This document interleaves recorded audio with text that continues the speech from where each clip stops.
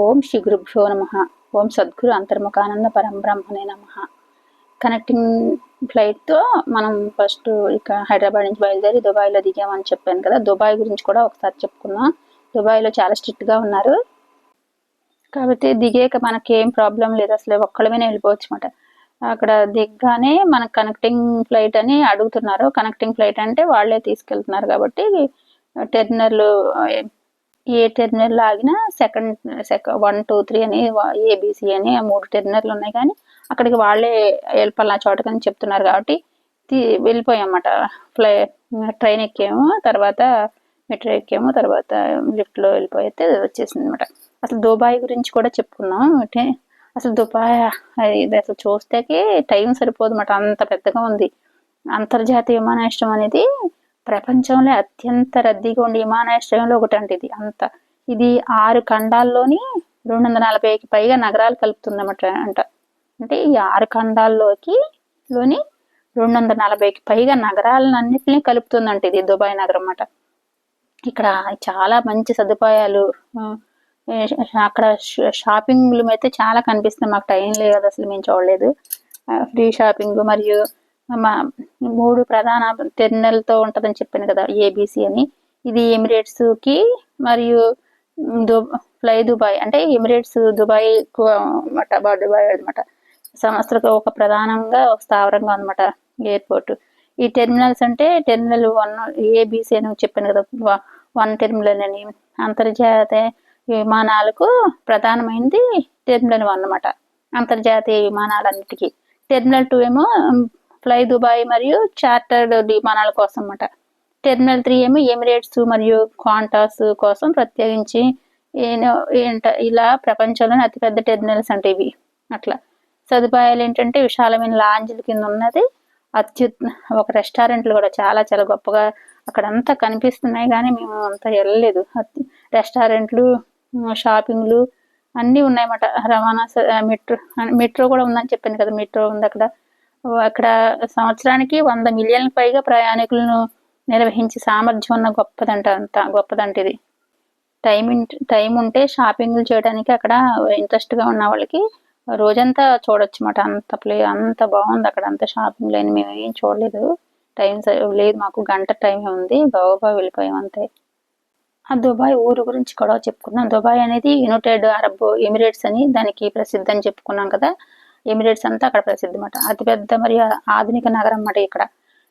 అంటే ఇక్కడ Persian Gulf తీరంలో ఉంది అన్నమాట. ఇది వేగంగా అభివృద్ధి చెందింది. అద్భుతమైన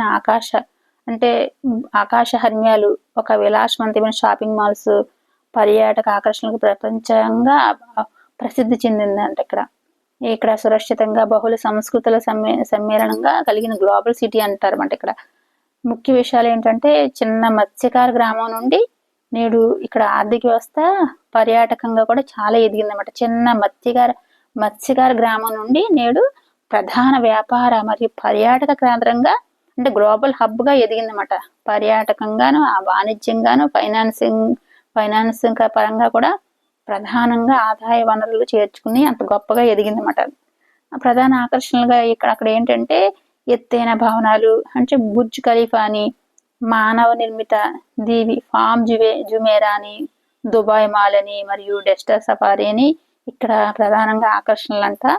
ఈ దుబాయ్ జనాభాలో సుమారు 90% మంది విదేశీయులు, అందరూ ప్రవాసులు అందరూ ఉంటారంట. దీనివల్ల ఇక్కడ భిన్న సంస్కృతులన్నీ కనిపిస్తాయన్నమాట. ఇక్కడ వేసవిలో అత్యంత వేడిగా ఉంటుందంట, శీతాకాలంలో ఆహ్లాదకరంగా ఉంటుందంట. ఇక్కడ నవంబర్ నుంచి మార్చి వరకు వెళ్ళి సరదా ట్రిప్ లాగా వెళ్తారంట. ఇక్కడ ప్రపంచంలోని అల్పంగా నేరాల రేటు కలిగిన సురక్షితమైన నగరాల్లో దుబాయ్ ఒకటంట. అంత మంచిగా ఉంటుందంట, నేరాలు అయితే తక్కువగా ఉండి.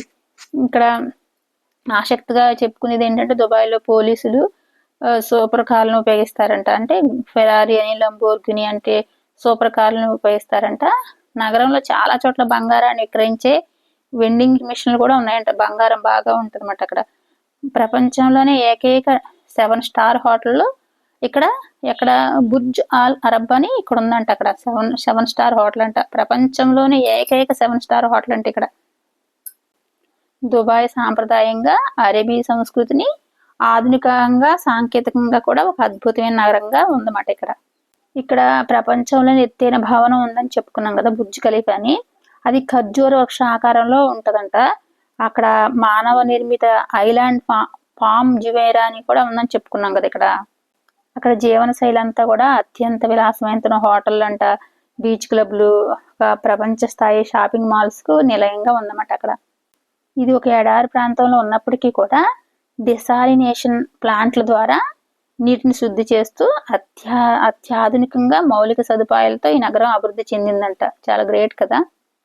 ఈ దుబాయ్ చరిత్ర అనేది 1837 నాటిదని ఆల్ మక్తూమ్ కుటుంబం ఆధ్వర్యంలో బనియాస్ తెగవారు ఇక్కడ స్థిరపడటంతో ఇది ప్రారంభమైందని చెప్తున్నారు.